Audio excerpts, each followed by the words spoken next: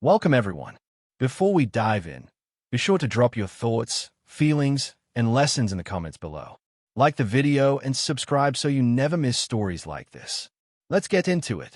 Lucy looked Joe dead in his eyes, smiled like she was bored, and said, "You'll never leave me," while she was cheating in their own bedroom. Not crying, not panicking, just cruel, confident, and cold, like Joe was a piece of furniture that couldn't move. She didn't even try to hide the other man's presence. She acted like Joe showing up was the inconvenience, not her betrayal. It was the kind of sentence that doesn't just break your heart, it tries to rewrite who you are. Here's how it happened. Joe wasn't a perfect husband, but he was a loyal one. He was the kind of man who fixed the sink at midnight, drove across town for Lucy's favorite mango sorbet, and kept extra cash tucked in the glove compartment just in case. They built a life that looked steady from the outside. Atlanta commute, family barbecues, matching pajamas at Christmas, and a little boy who thought his daddy could do anything. Joe didn't see the trap forming.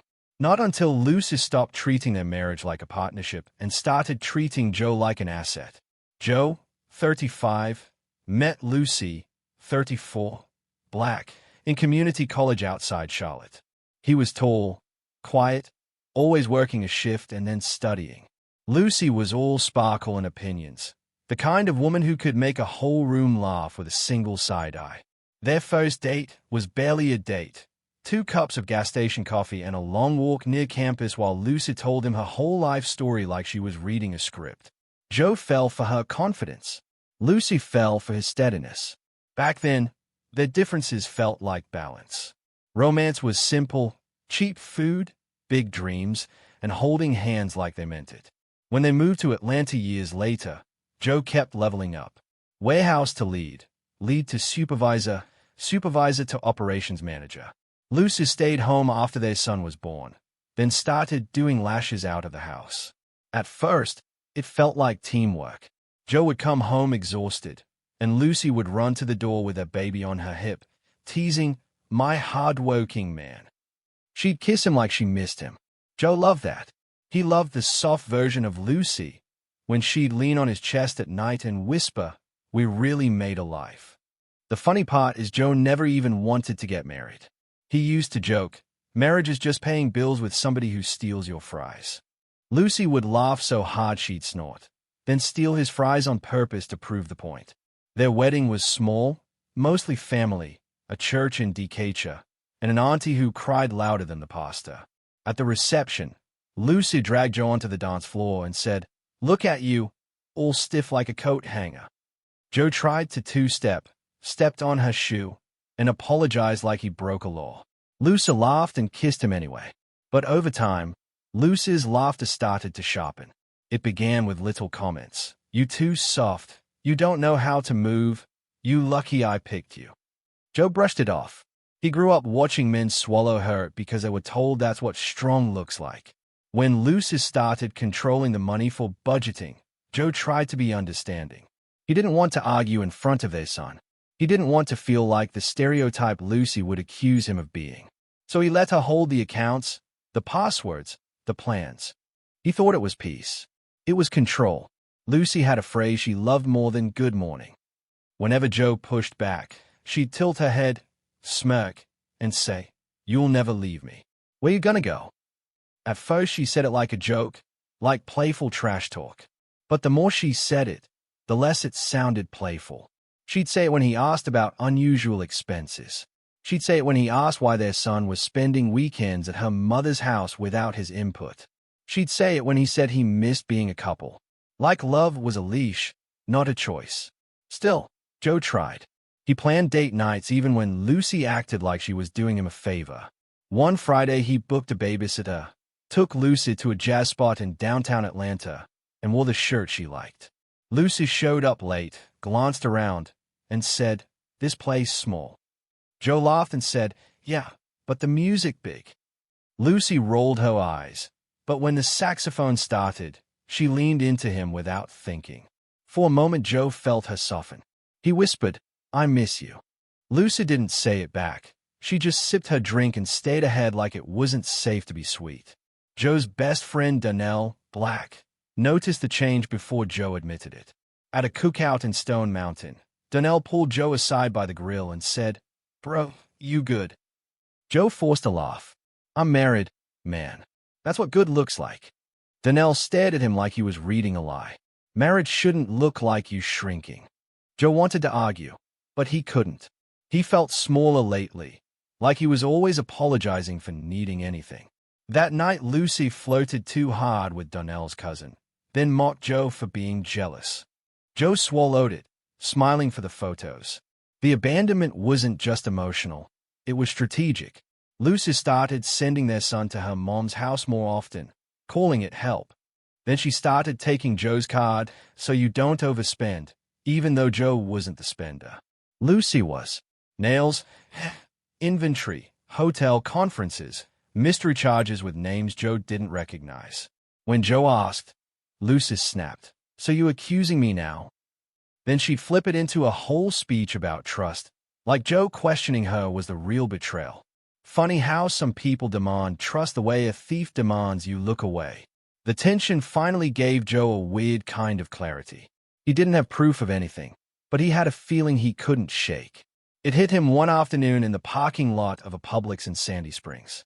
He was sitting in his car, holding a sandwich he couldn't taste, scrolling their bank transactions. Something about the pattern looked wrong. Lucy kept transferring money in weird amounts, like she was avoiding attention. Joe called her. No answer. He texted. No reply. He stared at the steering wheel and said out loud, "If I'm wrong, I'll apologize." Then he added, quieter, "If I'm right, I need a plan." Joe didn't become a superhero. He became careful. He pulled documents, quietly. Deed paperwork, insurance, titles, retirement accounts, copies of statements. He didn't confront Lucy because he didn't trust her reaction. He'd watched her punish honesty before. He even asked Ms. Loretta Black, a notary in Marietta recommended by an older co-worker, if she did appointments outside regular hours. Ms. Loretta said, "Baby, life don't only fall apart 9 to 5. Joe laughed nervously. She didn't. She just sounded ready, like she'd seen enough to know peace requires preparation. Joe saved a number under Loretta Notary and prayed he'd never need it. Meanwhile, Lucy kept performing happiness for everyone else. On Instagram, she posted their family photos like trophies. She'd caption them with "blessed" and "my kings," then turn around and act disgusted if Joe asked for a hug in the kitchen. She'd tell her friends Joe was boring, that he don't know how to keep a woman interested. Tasha Black, Lucy's best friend, would laugh too loud at those jokes. Joe would hear it and feel his stomach sink. Sometimes Lucy would get in bed and scroll for an hour, not touching him, not even looking. Romance became something Joe remembered instead of lived. The last good romantic moment came right before everything broke. Joe surprised Lucy with a weekend trip to Savannah. Nothing fancy, just a cozy hotel and a walk by the water. Lucy acted unimpressed at first, then warmed up once they were away from familiar eyes. They ate shrimp and grits, laughed at a street performer who kept calling Joe sir like he was royalty, and Lucy let Joe hold her hand again. That night she rested her head on his chest and murmured, "You really love me." Joe kissed her forehead and said, "Always." Lucy didn't say always back. She just said, like she was tasting a lie. A week later, Joe's work trip got cut short. He drove back to Atlanta early, exhaustion buzzing in his bones. The house felt too quiet when he walked in, like the walls were listening. Lucy wasn't answering her phone. Their son wasn't home. Lucy had sent him to her mom's place in Decatur for the weekend without asking. Joe called again. Nothing. Then he heard it, laughter from upstairs. A man's laugh. Casual. Comfortable. Like he belonged. Joe's heart didn't race. It dropped.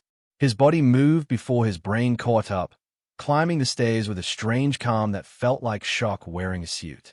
When Joe reached the bedroom door, he didn't kick it in. He didn't shout. He just pushed it open and saw enough to understand everything without needing details. Lucy stepped into view wearing Joe's shirt, like the disrespect was intentional.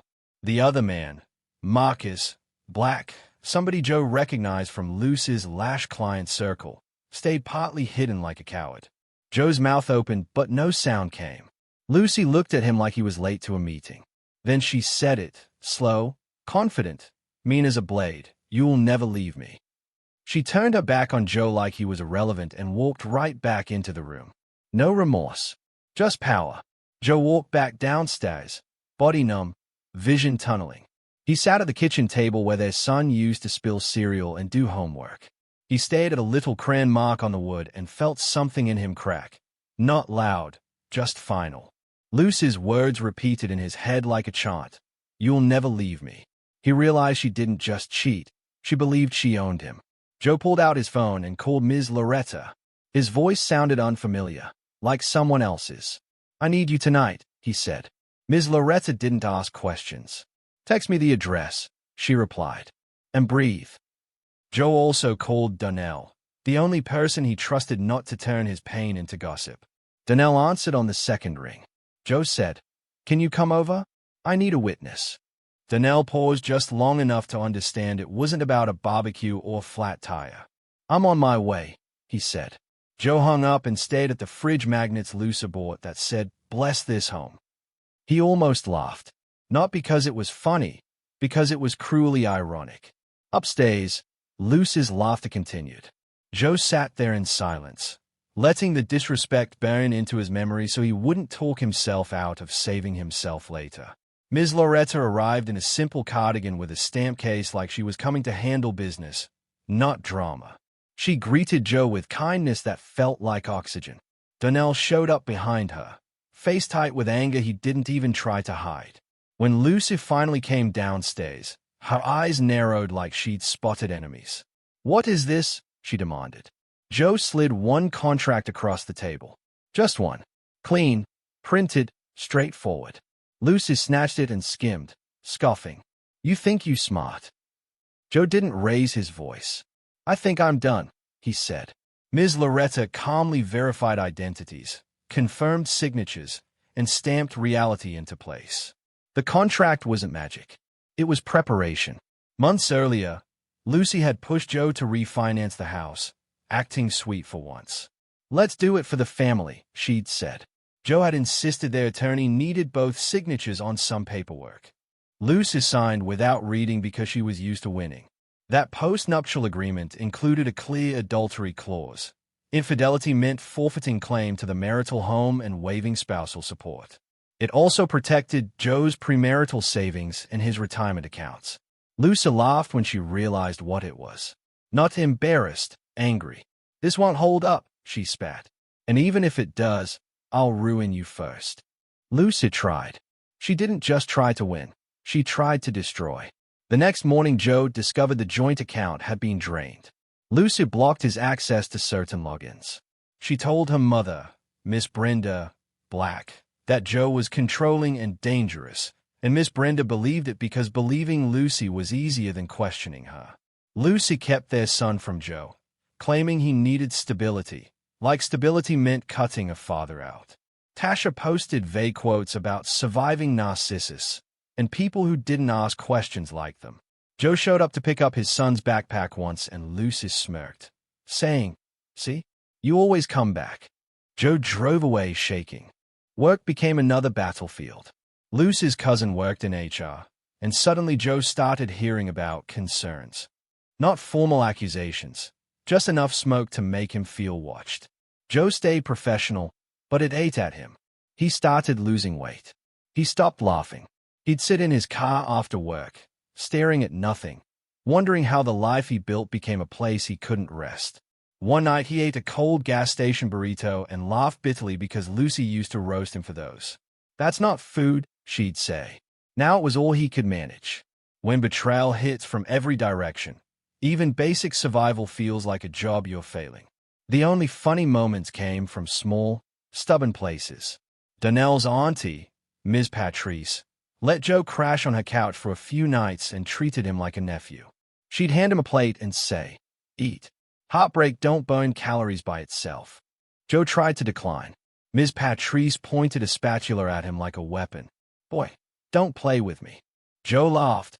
Real laughter, for the first time in weeks. Ms. Patrice also told him, "You don't have to prove your pain to anybody. Paperwork and patience will speak." That line stuck with Joe. Not because it sounded poetic, because it sounded true. Joe met with his attorney quietly. No drama, no big speeches. Just facts, calendars, bank records, and receipts. The goal wasn't to embarrass Lucy. The goal was to protect Joe and keep access to his son. Lucy kept acting untouchable, sending texts like, "You still not leaving," and "you making it harder." She never apologized. Not once. Her cruelty was consistent, like a personality trait she was proud of. Joe's lawyer told him, "Do not engage emotionally. Document everything." Joe hated that advice because Joe was a feelings person, but he followed it because feelings were how Lucy controlled him. Documentation was how Joe took himself back. The karma didn't come like a movie. No courtroom audience clapping. No viral post. It came as consequences. Quiet, realistic consequences that don't care about confidence. Lucy's lash business wasn't just lashes. She'd been routing payments through accounts connected to Joe's name because she didn't want the tax headache. She used Joe's business card for supplies that looked a lot like hotel stays and weekend getaways. When she drained the joint account, she triggered a bank fraud review by accident. Then she filed paperwork claiming she made almost nothing, while the transaction history showed steady income moving in patterns she couldn't explain. The state didn't care about her attitude. The state cared about numbers. Lucy got audited. Her accounts got temporarily frozen during review. Not forever, just long enough for panic to find her. The same week, Marcus disappeared. When the money stopped moving smoothly, so did his loyalty. He didn't fight for Lucy. He didn't stand by her. He evaporated like he was never real. Lucy tried calling Joe then. Not to apologize. To accuse. "What did you do?" she demanded. Joe stayed at the phone until it stopped ringing. He didn't feel triumphant. He felt tired. But he also felt something new. Freedom. Not the loud kind. The quiet kind. The kind that happens when someone finally can't reach your heart with their hands anymore. With Lucy scrambling, the legal process shifted. The post-nuptial agreement held up because it was signed properly and witnessed properly. Lucy's threats didn't change that. Miss Brenda stayed loyal to Lucy, still calling Joe selfish, still saying a real man would forgive. But forgiveness without accountability is just permission. Joe focused on his son. He showed up. He followed the court schedule. He brought snacks, clean clothes, and calm energy. He refused to speak badly about Lucy in front of their child because Joe wouldn't poison his son to heal himself. Lucy kept trying to bait Joe into blow-ups. Joe kept choosing quiet. Quiet was his new strength. Joe's personal transformation wasn't flashy. It was private and practical. He moved to a modest apartment in Charlotte after a work transfer. He started therapy on Tuesdays with a male counselor who didn't let Joe hide behind "I'm fine." Joe started lifting weights again, not for revenge, but to feel like he owned his body and his breath. He learned to cook more than eggs, real meals, real care. He rebuilt his finances like a man stacking bricks in silence. One Saturday, he bought a used car in his own name and sat in the parking lot afterwards with tears in his eyes, shocked by how good safety feels when you've lived without it. A year later, Joe closed on a small townhouse outside Charlotte. Nothing fancy, no bragging, no champagne posts, no speech about surviving. Just keys in his hand and peace in his chest. He bought his son a little bed shaped like a race car and laughed when the instructions made no sense. His son watched Joe struggle and said, "Daddy, you need help." Joe smiled and said, "Yeah, man. Pass me that screw." It was funny and tender at the same time, like rebuilding a life with tiny moments. Joe started dating slowly, carefully, not to fill a hole but to share his healed parts with someone who deserved them. Privacy became his luxury. The moral lesson is simple but heavy. Love that demands your captivity isn't love. It's control wearing a pretty outfit. Lucy never showed remorse, even after consequences hit. She still blamed Joe, still called him petty, still tried to rewrite history. But her favorite weapon, "You'll never leave me," lost its power because Joe proved leaving doesn't require permission, only preparation and self-respect. Joe didn't become famous. He didn't make a public enemy out of Lucy. He just rebuilt quietly, protected his child, and learned that peace is a decision you make every day. Sometimes karma isn't dramatic. Sometimes karma is paperwork, patience, and walking away for good. If you love stories that make you gasp, laugh, and whisper, "No way," in the same minute, hit subscribe, because the next one is even worse.